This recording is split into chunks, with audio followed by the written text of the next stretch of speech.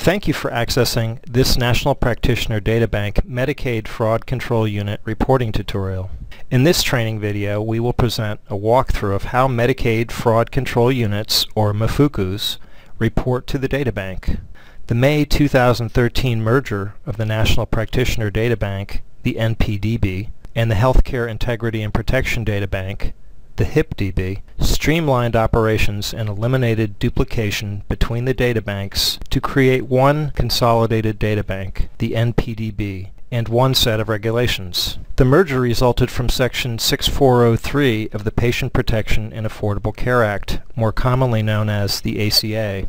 You may have been familiar with reporting to the HIPDB. The good news is that all HIPDB reports have been merged into the NPDB, and your reporting requirements remain effectively the same. And that is what this video will demonstrate for you. As a MFCU, you are mandated by the law to report all judgments and convictions taken by your agency against healthcare providers, suppliers, and practitioners related to the delivery of healthcare services. Additionally, current performance standards for MFCUs state that the MFCUs will report qualifying cases to the HIPDB, the NPDB, or successor databases. For more information about DataBank reportability, please visit the DataBank website at www.npdb.hrsa.gov. There you will find several resources, including a fact sheet specific to MFCUs. The purpose of this tutorial is to assist you, the MFCU reporter, in fulfilling your obligation to report to the DataBank by showing you how to report a Judgment and Conviction Report, or JOKR, to the DataBank by using the Integrated Querying and Reporting Service, also known as Iqrs. By the end of the tutorial, you should be able to access the Iqrs, enter data into a JOKR, submit the JOKR, and find the resources that are available to you. DataBank reporting can always be started from the DataBank website, www.npdb.hrsa.gov. The website is also an excellent resource for DataBank news and education materials. Now, let's get started. Select Sign In on the home page to access the Iqrs. To log into the Iqrs, you will need your 15-digit DataBank identification number. Next, enter your user ID and password. Please note that the MFCU must be registered with the DataBank to log in. After you log in, the MFCU reporter will see the Entity Registration Confirmation screen. Confirm that the information is correct. For help with registration issues, please contact the Customer Service Center. You will then select on the Continue button to proceed. Next, you will see the Options screen. Under the Services column on the left-hand side, select Report, which will bring you to the Reporting Service screen. From here, you should select Report to begin a report. Other options are available from this screen, including recent reporting activity and performing a historical search of reports. From the Report Type screen, you can select to start a new report, continue a draft report, or modify an existing report. For this tutorial, we will start a new report. Select Start a New Report on a case not previously reported by your organization, and select the Continue button. Next, you will see the Identify the Subject screen. As you can see, you can either report a practitioner or organization. This demonstration shows you how to report a practitioner, although reporting an organization is very similar. Enter the subject name Smithfield Jane L. Once you've entered the practitioner name, select the Continue button. You are now on the Select Action screen. This is the screen where you select the type of action that you're reporting. There are several choices available, as you can see, and in this demonstration we are going to select the criminal conviction. MFCUs primarily report judgments and convictions taken against healthcare providers, suppliers, and practitioners related to the delivery of healthcare services. These actions are reportable regardless of whether the judgment or conviction is pending appeal. Selecting the type of action will take you to a specific report based on your selection. From the Occupation Field of Licensure Code screen, you must select Occupation or Field of Licensure from the list that best describes the subject's occupational activities from the category. The fields of licensure are grouped together, so in our example, if we want to select a social worker, go to the drop-down, then pick Social Worker, and select Continue button. You are now on the Report Input Form screen. Selecting an option in the left column will take you directly to that specific section of the form. For example, when you select Subject Information, you immediately go to that section. You can use these options to navigate back and forth throughout the report form. Please enter as much information as possible. Not only is the information useful to those who query on this person in the future, but the information is also used to match other reports that may already be in the DataBank for that same subject. Accurate and complete information on an individual subject improves the matching results. We will now enter the report information. Gender, female. Date of birth, 1/10/1970. Deceased, no. Supplying information regarding whether or not the subject is deceased helps to deter identity theft. Home address, 123 Main Street. City, state, and zip, Annapolis, Maryland, 21401. You must provide an address of record, either a home or a work address.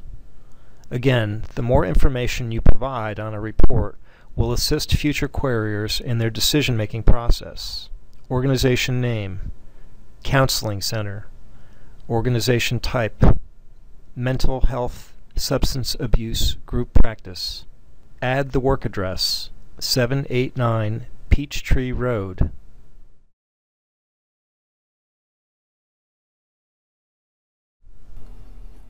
Baltimore, Maryland, 21205.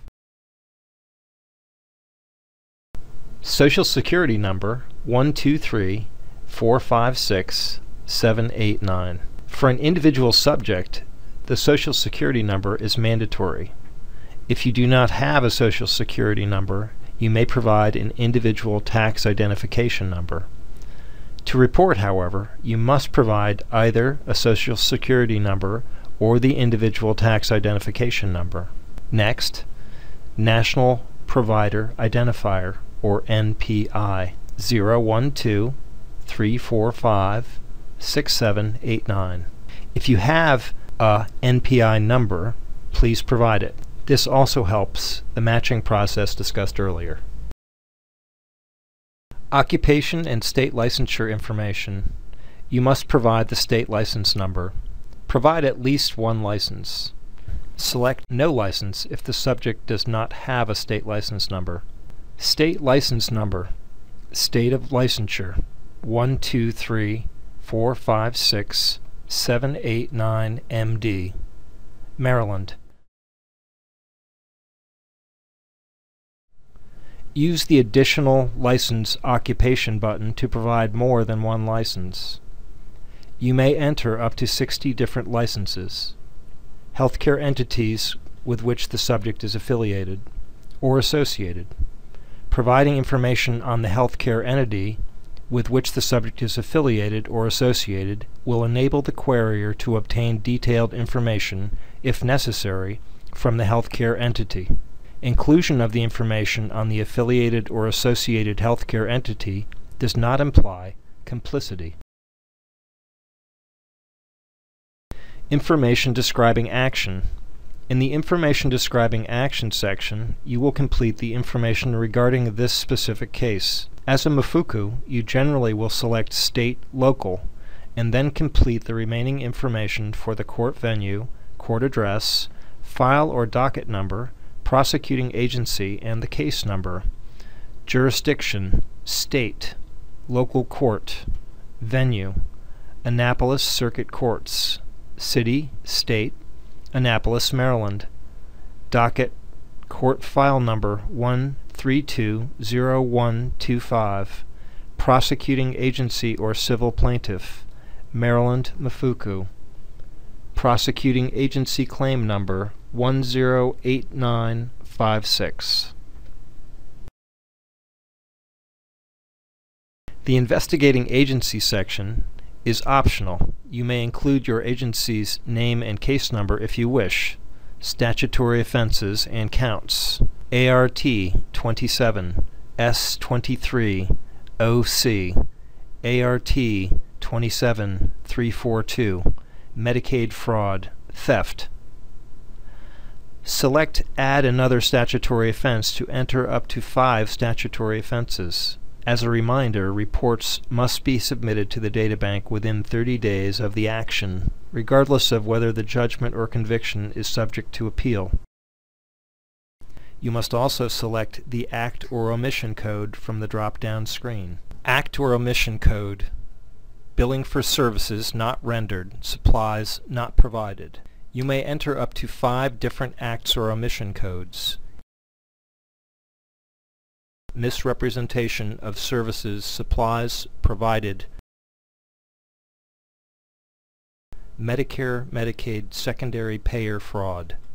In cases that the subject has been convicted of more than 5 offenses, you may enter them in the narrative description field.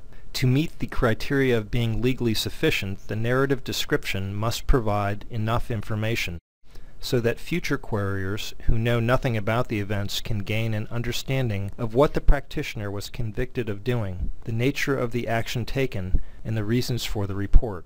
In providing this narrative, it helps to put yourself in the position of those that may be trying to make licensing or credentialing decisions about this individual.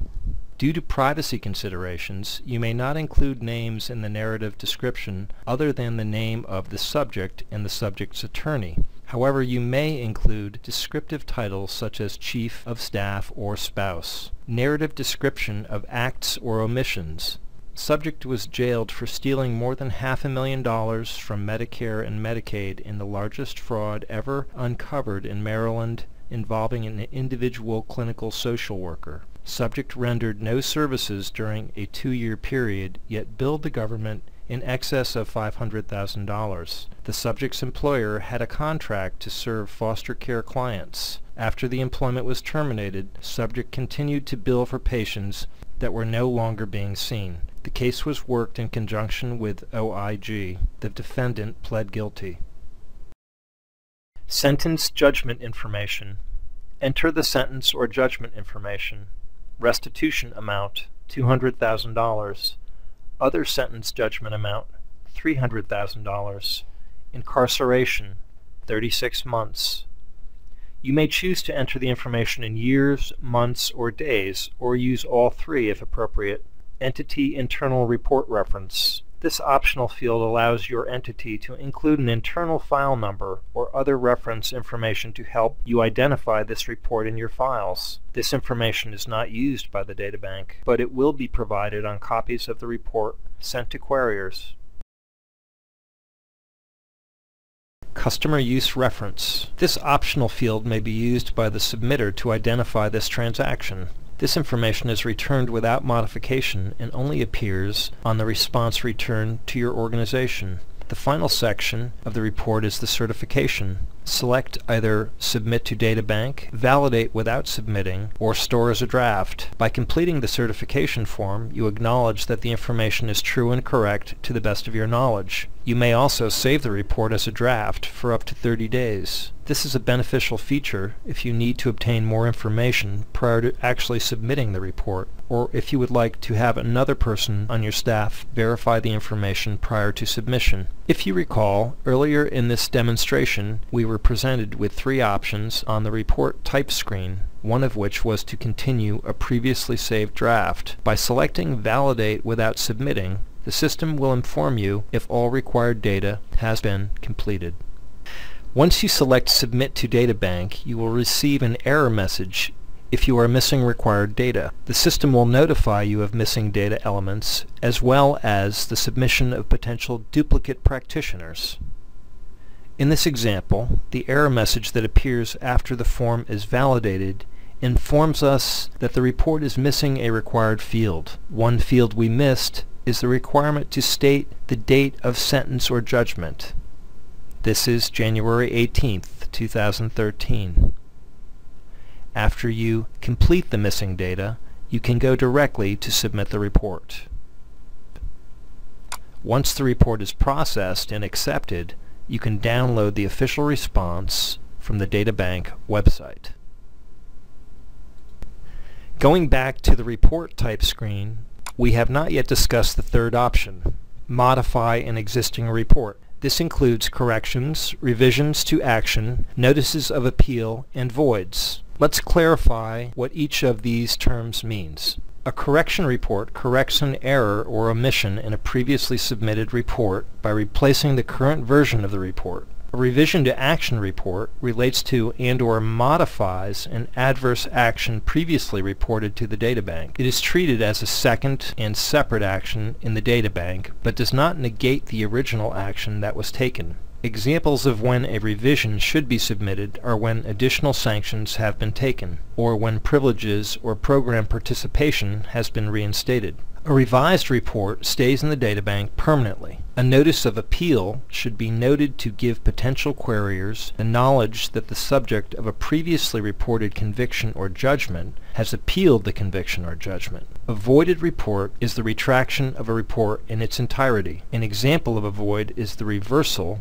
of a professional review action. The report is removed permanently from the DataBank, and future queries on that subject will not disclose any reports that have been voided.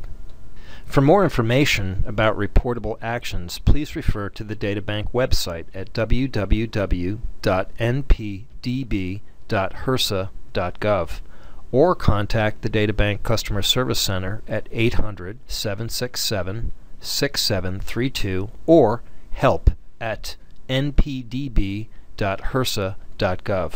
Thank you for participating in the MFCU Judgment and Conviction Reporting tutorial. We hope you found it useful and informative.